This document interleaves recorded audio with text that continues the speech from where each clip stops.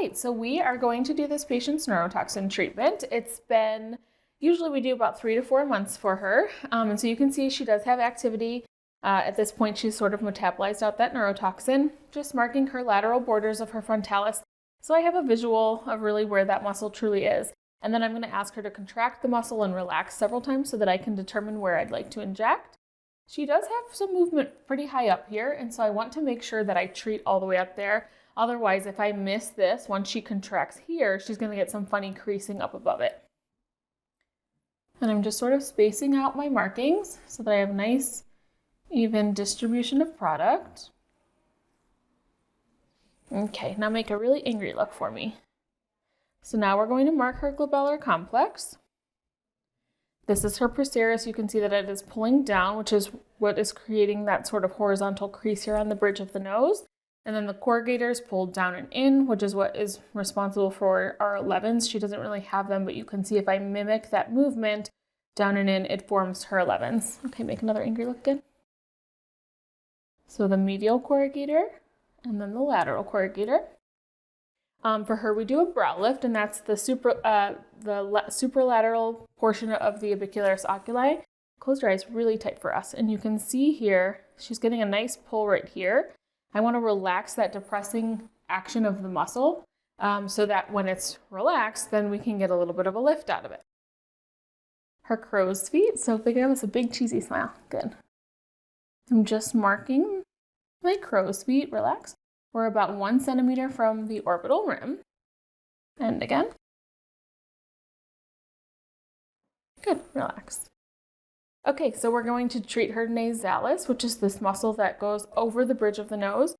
And if you have them make a face like they're smelling something bad, you can see here, these creases are coming from the, relax for me, from the nasalis. Her nasalis is fairly, in terms of her creasing, go again, you can see it's pretty wide, and so I want to make sure that I get good coverage, so I'm going to do 2 injection points. Mostly incredibly important to stay on the bridge of the nose. If product were to migrate downwards, it can hit the levator labii superioris muscle, LLSAN, which is responsible for lifting the upper lip, and you could drop that upper lip just slightly, so it's really important to remain on the bridge of the nose. Okay. Next, we're going to go to her lower face. So if you can push your bottom lip up towards your top lip. So this is the mentalis muscle. And for her, we're going to give her 2 injections there. The mentalis is here, and just next to it is your DLI, the depressor labii muscle. And we always want to avoid treating that instead, or inadvertently treating that, because that is the muscle that pulls down the lip when we go into a full smile. And then we are going to do her DAO. So can you go E? Okay, good, relax. And again, E, good. I really like to feel the muscle contract. You can relax. It tends to be a little bit of a different location on everybody. And so, as a general rule of thumb, they say straight down from the oral commissure about 1 centimeter back. On her specifically, I feel hers pulling a little bit posterior to that. And I just am giving it in the area of the strongest pull of that muscle. I'm going to come around and do her other. Okay. Relax and pull. Right here is where I feel that muscle strongest pulling. Okay, and then we also treat her anterior platysmal bands. So if you can make that sort of like hulky face, yep. Relax. And again, sit forward. Relax.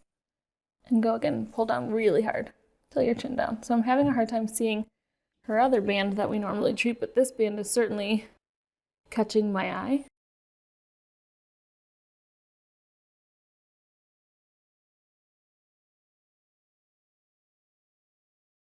Okay, and one more time. Here it is, here. And you can see hers don't go all the way down her neck like other patients do. You're going to treat the muscle that you see. Just keep in mind that sometimes if we treat this portion of the muscle, these muscles can start recruiting. We've never had that as an issue with her, but I do always educate patients in the event that they started to get muscle recruitment in the lower neck, I would want to see them. Sometimes people have the platysmal bands that go all the way down, and obviously you can see that whole muscle and treat it accordingly. But for her, it's really only up here in the area that we see for her. All right, so we're just gonna work top down. We are treating the frontalis.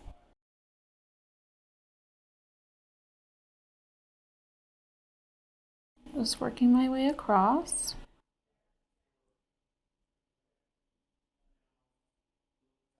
We always avoid the lower 1/3 of the frontalis.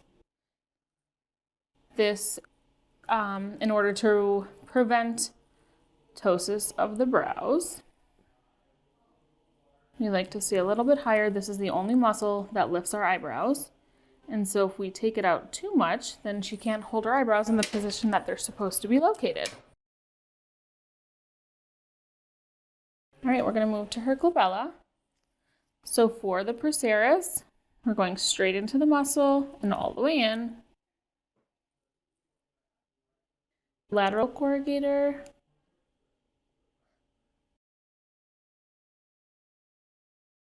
And again, lateral. Always watch your depth. The lateral corrugator should be very superficial. We are trying to avoid hitting the frontalis. If you inject too deep there, you run that risk of hitting the lower frontalis, which will of course drop the brow. I'm going to turn you away from me just a little bit. The crow's feet, this is a very vascular area, so do your best to avoid any vasculature that you can see. And we like to treat up and away from the eye. It's a very superficial injection.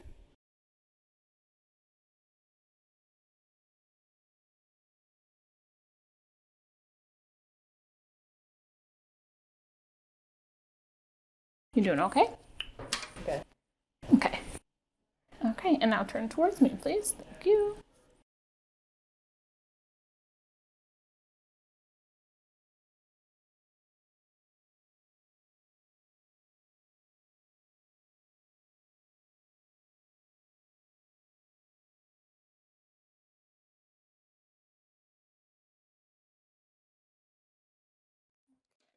So for the brow lift, we're going into that apicularis oculi muscle and remaining incredibly superficial again. We're avoiding the lower frontalis.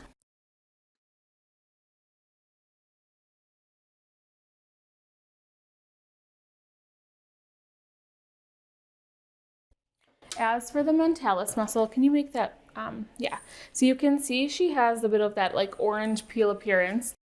For patients that you're looking to sort of soften that look, I would use about half needle depth. If we were treating like a very, very strong mentalis for correction, then you would want to go deep, deep. All right, as for the DAO, so I always like to confirm my placement. So again, go E, good. And this is where I feel the strongest muscle. This is a superficial injection, and I like to aim away from the DLI. Okay, E again. Good, relax.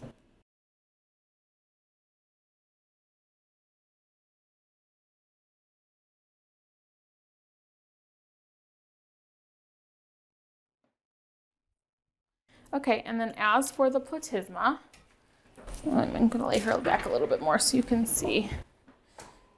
Again, we're just treating in those areas that I'm seeing the most movement.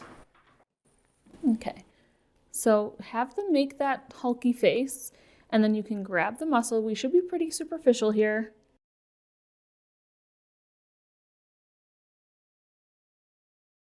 Sorry, pinchy.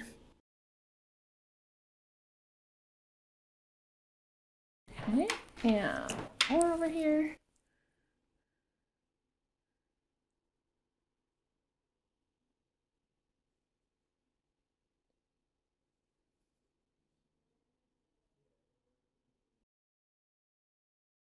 All right, and then lastly is our nasalis. I like to use my finger, just place it here. I'm trying to prevent any product from migrating down. I am using a very tight dilution, so I didn't anticipate that at all. Okay, pinchy. Last one. Done. All right, that's all we have for you. Just be very mindful of where you're wiping your markings, because again, if I move that product down here, we're going to drop her smile. So you can see that I'm just sort of dabbing the bridge of the nose to ensure that I'm not moving that product anywhere else that I don't want it. Wiping my markings off up and away. I don't ever want to move product down to the brow.